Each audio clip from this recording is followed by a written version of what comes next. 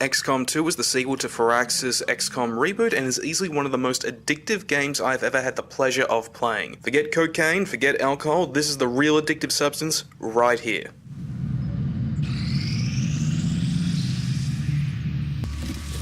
Fellow citizens, for 20 years the Advent Coalition has worked tirelessly to repair the ravages and injustices of the old world. Set 20 years after the events of Enemy Unknown, XCOM 2 follows a timeline where XCOM failed and the aliens have taken over, forming the oppressive Advent Coalition with human sympathizers. Now XCOM is on the run in a repurposed alien supply ship trying to reinvigorate the resistance movement, all the while trying to uncover and stop the aliens' mysterious Avatar project. Contacts on approach to Haven Alpha 7. Don't let my synopsis fool you, this isn't a story-focused game. Outside of a few missions, there really isn't one, and it really just serves to give context. But the cutscenes featured in the game are well done and do the job of telling the story in a compelling way when it's needed. Like Enemy Unknown, XCOM 2 is a turn-based strategy game, but its premise of XCOM on the run and the mobile base change things up substantially and give us a strategy experience without compare. Missions now have a great deal of variety to them, more so than previously, from helping a VIP escape an Advent city. You're in position for evac. This is Firebrand. VIP is secure. To hacking a terminal under a turn limit, Collapse. It's about to blow. to raiding a facility to steal materials or info vital to the Avatar project. Status confirmed. Target package in custody.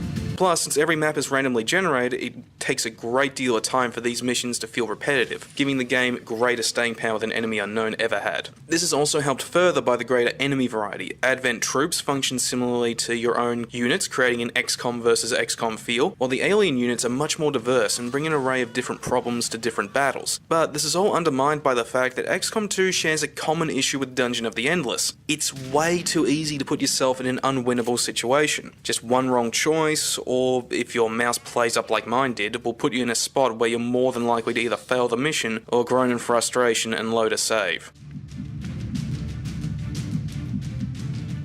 This is alleviated somewhat by being able to establish custom evac zones so you don't lose valuable resources or units, but still expect this game to frustrate you as much as it will make you love it. Heading out.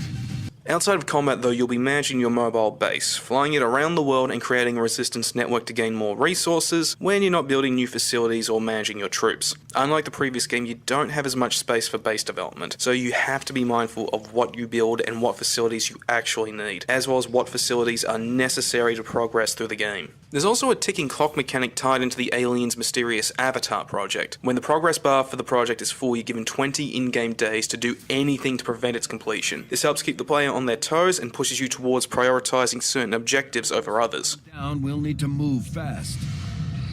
Similar in this manner are the Dark Operation missions, wherein you must choose one of 2 or 3 missions to perform, in order to prevent the Advent from gaining an advantage over you. But you must choose wisely, as you can only stop 1 Dark Operation at a time. Which means if you fail, sorry, but the aliens get 3 advantages over you.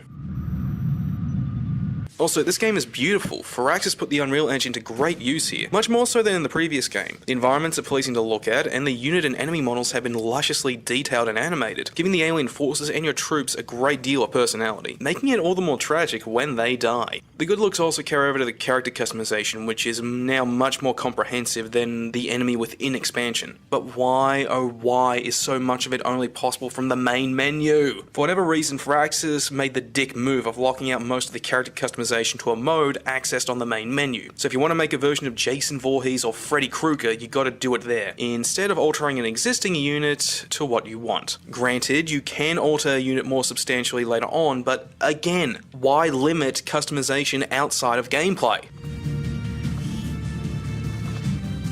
There's also an issue of technical performance. While the game is very addictive and immersive, don't be surprised if one more turn suddenly turns into staying up till 2:30 AM. The immersion can suffer a pretty big hairline fracture by technical instability. Don't be surprised if every once in a while an animation doesn't play at all, or if things get a little wonky. Ever see a sniper reach for a pistol and fire off a second rifle in their sole one hand? Thankfully, none of these bugs are exactly game-breaking. In fact, one is actually helpful. While I couldn't capture any footage of it, there's a glitch that turns the enemies into drooling retards who think standing around and doing nothing is the best way to combat resistance. I was able to exploit this to improve my units and substantially impede the Avatar project. The only bug that really breaks the game is a bug that causes the game to crash, and I only ran into that twice during my time with this game. There's also an online multiplayer mode, but it's the only thing I won't be covering due to my limited internet availability. But if it's anything like the multiplayer for Enemy Unknown, then it's a fun little distraction from the real star of the show. On reserves!